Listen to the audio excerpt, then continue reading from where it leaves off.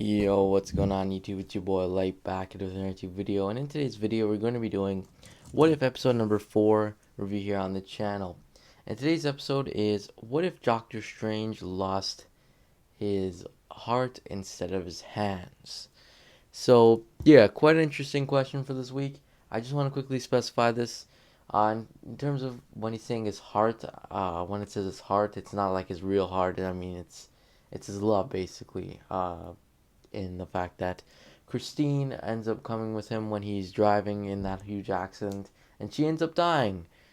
And yeah, so very quite interesting. I was pretty excited when I heard this episode was coming out. I think it's an interesting episode, interesting question, and kind of goes into some deep character analysis for the character of Doctor Strange. So yeah, quickly let's run through this episode, or recap it quickly. First of all, I just want to say this as all my reviews are. This is spoiler for this episode.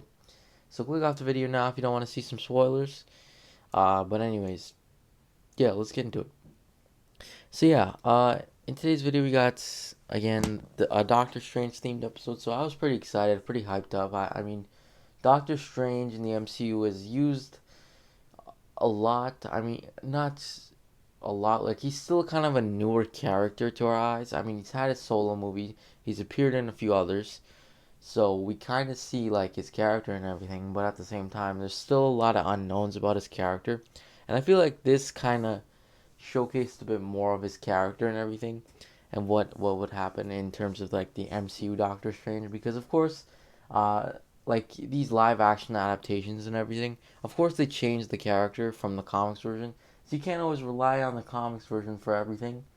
So that's one thing you always have to pay attention to with comics and stuff and these live action like MCU or DCU or anything like that is like they change characters a lot and stuff like that. So yeah. Anyways,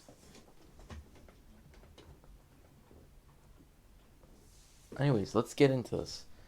So yeah, again, like this recaps basically what if Christine died instead of Doctor Strange breaking his hands.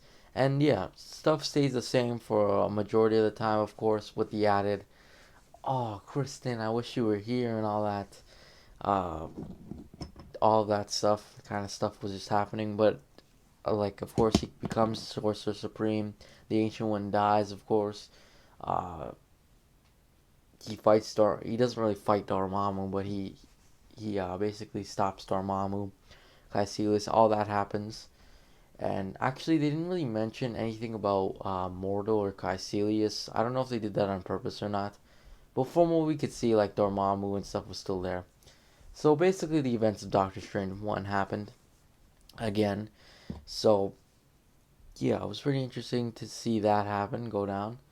And then, of course, after that, we saw just like a bit after, I think it's been like a few years. I don't know if he's like age and stuff like that, like in terms of if he's like more of a veteran in terms of magic and whatnot. But he says it's like 2 years after that, the event, so I would presume it's like 2 years after Doctor Strange. So, yeah. So, yeah, we see this, and then we see actually Doctor Strange is wondering, like, what if he uses the Time Stone, goes back and saves Kristen? Because that could totally happen. But then the Ancient One meets up and says, like, basically stop this. And this is a little bit crazy. So instead, she decides, we actually don't know this as yet, she decides to split them into two. One that's like more of like a sensible one that doesn't really knows the consequences of this action, which is basically like the world will end up like getting destroyed and everything because of time. So yeah, that's what happened with that. And then one that's like save Kristen and all that, and basically turning evil by the second. And basically in the end, I'll just wrap this up quickly because I don't want to waste any more time recapping. But basically, he one of them turns dark and basically tries to save Kristen, while the other one confronts him, and they basically fight for a bit. In the end, the darker one ends up getting Kristen, but he ends up like basically destroying the world, and he's like, please stop this, please. And he actually tries to bargain with the Watcher in the episode, and he basically says he can't do anything. So that's kind of setting up something maybe, which I think could definitely be very interesting.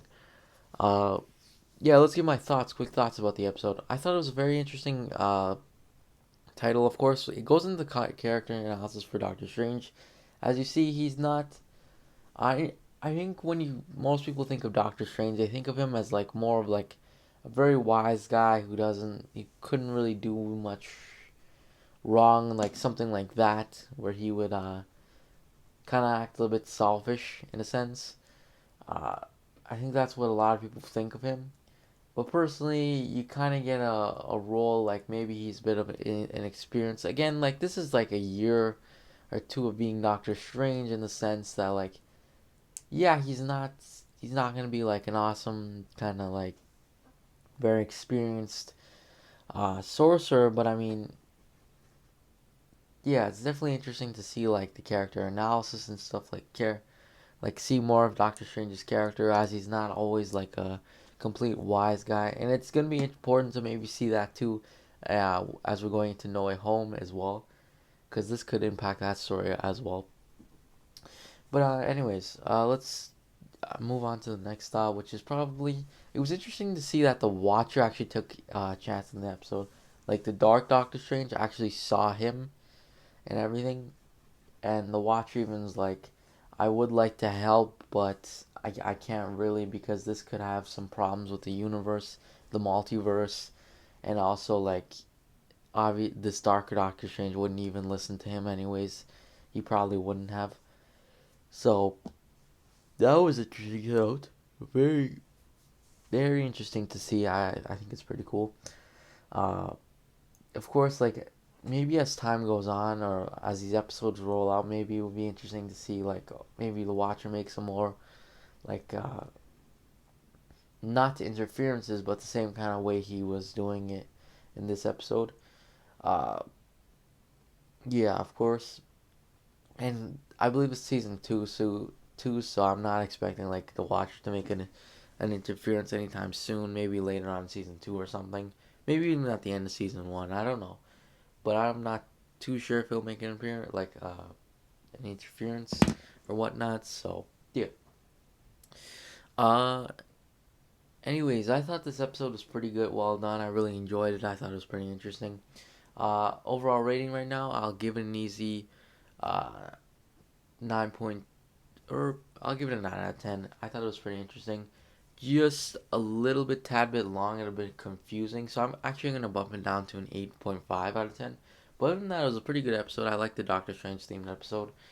But anyways, I'm curious to see what happens in episode 5. But anyways, thanks for watching.